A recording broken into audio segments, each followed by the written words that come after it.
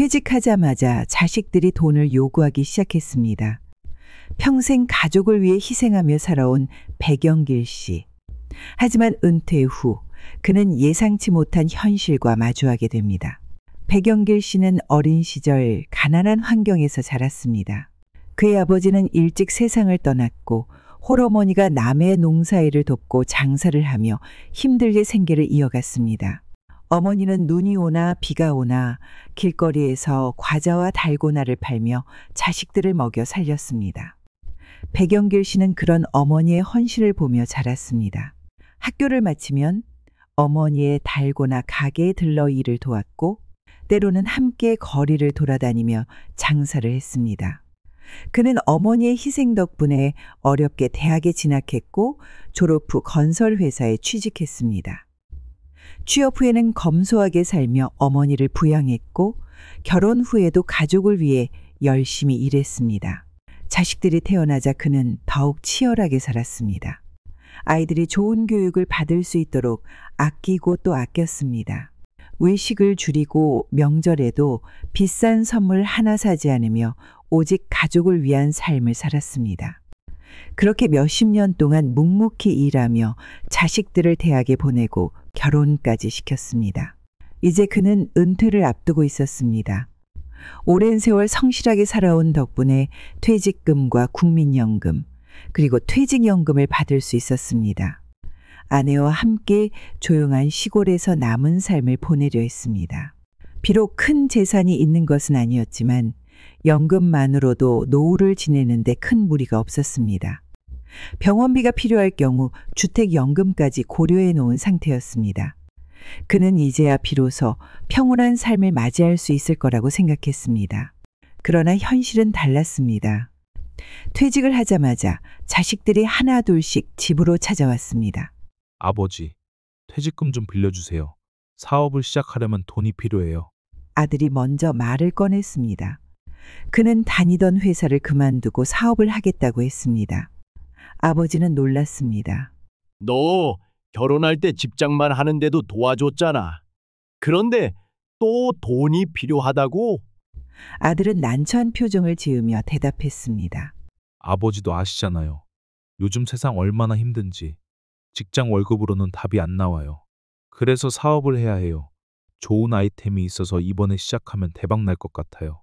아버지 퇴직금에서 조금만 빌려주시면 정말 금방 갚을게요. 백영길 씨는 말없이 아들의 얼굴을 바라보았습니다. 그때 딸이 나섰습니다. 아버지, 저도 집을 장만해야 하는데 좀 도와주시면 안 돼요? 네가 결혼할 때도 이미 지원해줬잖아. 그때보다 집값이 너무 많이 올랐어요. 저희도 이제 아이 계획을 세워야 하는데 전세로는 도저히 답이 안 나와요.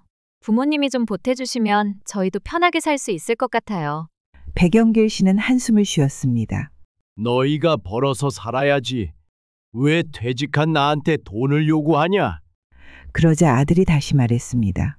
아버지는 예전에 할머니한테 돈 물려받으셨잖아요. 그런데 우리는 왜 안 돼요? 그 말에 백영길 씨는 헛웃음을 지었습니다. 그 돈 너희 할머니 병원비로 다 썼다.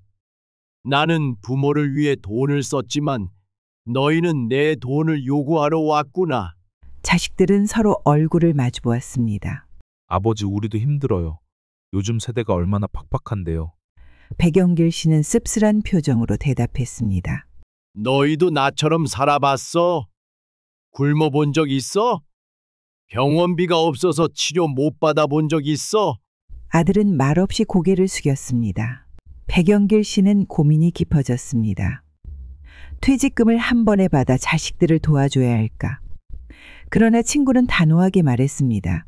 퇴직금을 한 번에 받으면 후회한다. 나도 자식들한테 다 줬다가 지금은 돈 한 푼 없이 살고 있다. 그는 결국 결단을 내립니다.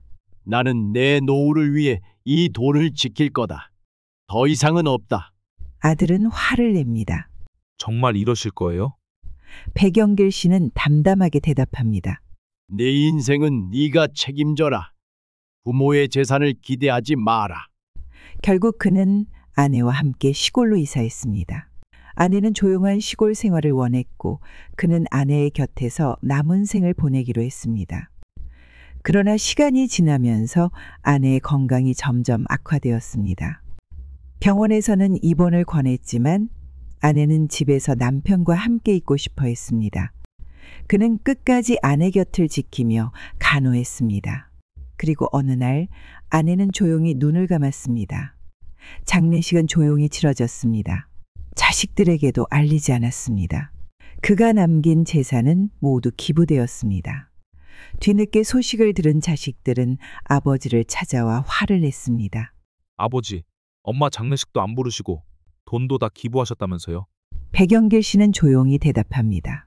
너희는 나를 부모로 대하지 않았어. 그러니 나도 너희를 자식으로 생각하지 않는다. 부모님의 재산은 과연 누구의 것일까요? 부모는 언제까지 자식을 도와줘야 할까요? 나이 들어 가장 중요한 것은 돈과 건강입니다. 노후를 지키는 가장 좋은 방법은 자식들에게 재산을 기대하게 하지 않는 것입니다.